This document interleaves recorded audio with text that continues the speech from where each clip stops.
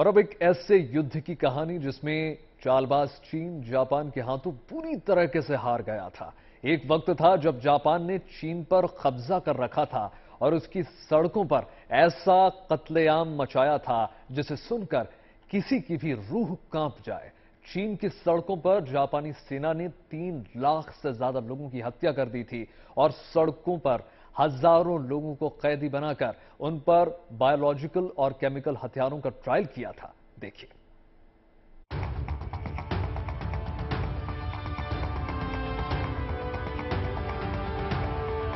अरुणाचल प्रदेश के तवांग में भारतीय सेना ने चीनी सेना की सारी हेकड़ी निकालकर रख दी। 9 दिसंबर को तवांग सेक्टर में यांगसे के पास भारत और चीन के सैनिकों के बीच हुई झड़प थी।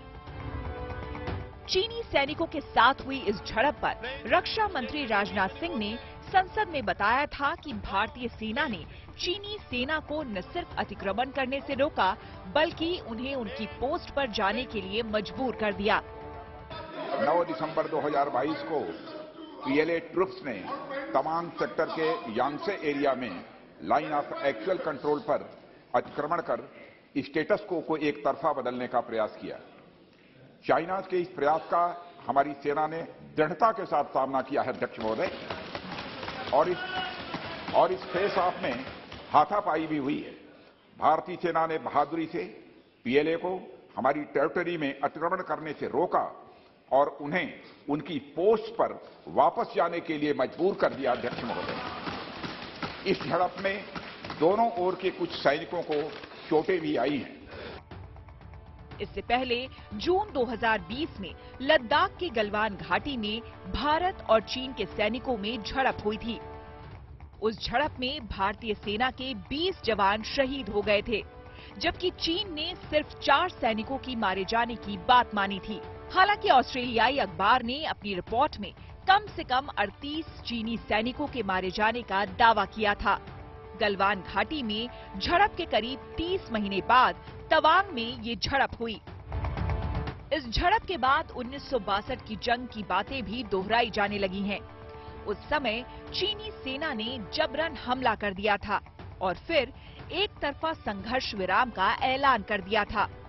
जंग के 6 दशक बीत जाने के बाद भी चीन की चुनौती कम नहीं हुई है।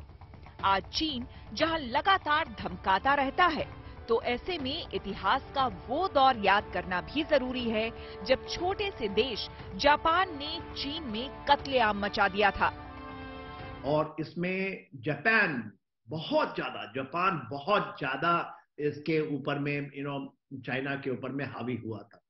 ये युद्ध यदि आप देखें तो जो अनलीस्ट हुआ था वो 7 जुलाई 1937 को, जब जापान ने पूरे के पूरे उस समय उनकी जो एक ये थी समझौता था या मान्यताएं थी 1922 की, इसको 5 पावर नेवल ट्रीटी कहते हैं। चीन और जापान के बीच पहली लड़ाई 1 अगस्त 1894 से 17 अप्रैल 1895 तक चली थी। उस समय जापान और चीन दोनों ही जगह राजशाही थी। इस लड़ाई की वजह कोरिया बना था। कोरिया चीन का खास दोस्त था। कोरिया के पास कोयला और आयरन बहुत था। जापान को कोरिया के प्राकृतिक संसाधन चाहिए थे। जापान ने कोरिया से अपने कोयला और आयरन जैसे प्राकृतिक संसाधन मांगे, लेकिन चीन के कारण उसने मना कर दिया। 1884 में जापान ने कोरियाई सरकार के तख्ता पलट की कोशिश भी की, जिसे चीन ने नाकाम कर दिया। उस वक्त कोरिया की जमीन पर जापान और चीन के बीच जंग भी हुई और चीन ने जापान के सैकड़ों सैनिकों को मार दिया। आखिरकार समझौते के बाद ये जंग खत्म हुई। 10 साल बाद 1894 में जापानी समर्थक कोरियाई नेता किम ओ क्यून की शंघाई में हत्या कर दी गई।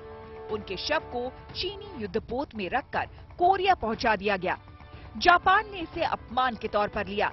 जापान के 8000 सैनिकों ने कोरिया पर चढ़ाई कर दी। इस लड़ाई में चीन भी कूदा और 1 अगस्त 1894 को जंग शुरू हो गई। जापान की शाही सेना के आगे चीन की सेना कमजोर थी। मार्च 1895 तक जापानी सेना ने चीन के शैंगडोंग प्रांत और मंचूरिया पर कब्जा कर लिया। जापानी सेना ने चीन के समुद्री कारोबार के ठिकानों को निशाना बनाया।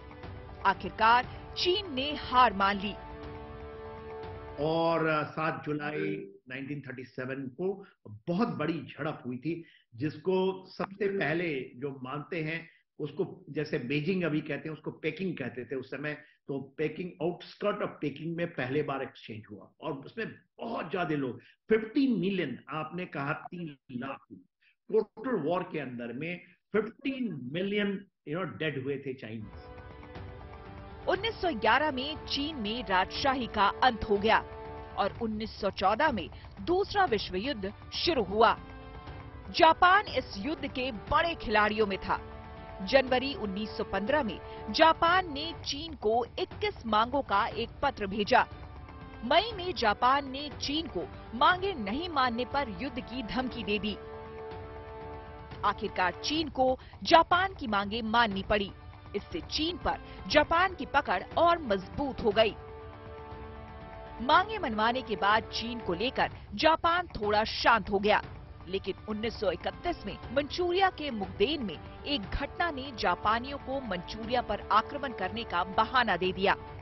एक बार यहाँ स्थापित होने के बाद जापानियों ने एक कठपुतली सरकार बनाई और किग राजवंश के आखिरी राजा पुई को यहाँ का प्रमुख बना दिया।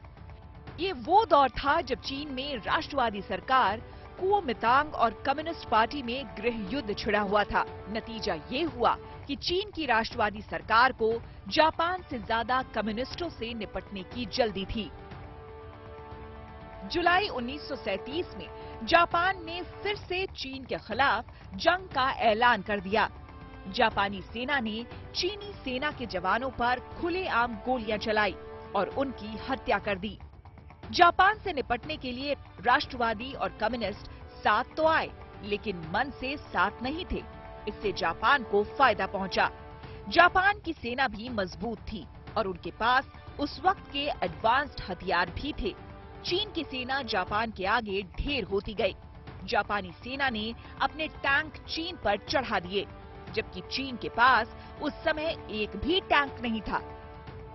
और उनका मेन कारण यह था कि उनके पास वो बहुत ओपियम खाते थे उस जमाने में, बहुत ज्यादा चाइनीज।